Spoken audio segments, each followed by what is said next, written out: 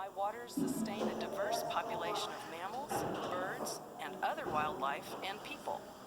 Without me, your cities of Fountain and Colorado Springs would not exist.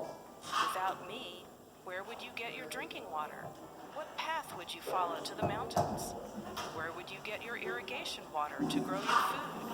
And who would channel away your floodwaters? Over my long life, I have seen extremes in weather, in people's behavior around my waters, and in the environment around me. I have seen the footprints and I know the stories of all the people who have visited my banks, from the Ute Indians to Spanish explorers, French trappers, gold seekers, settlers, and ranchers. You may not have known I existed before today, but now that you know me, I hope that you will visit me often.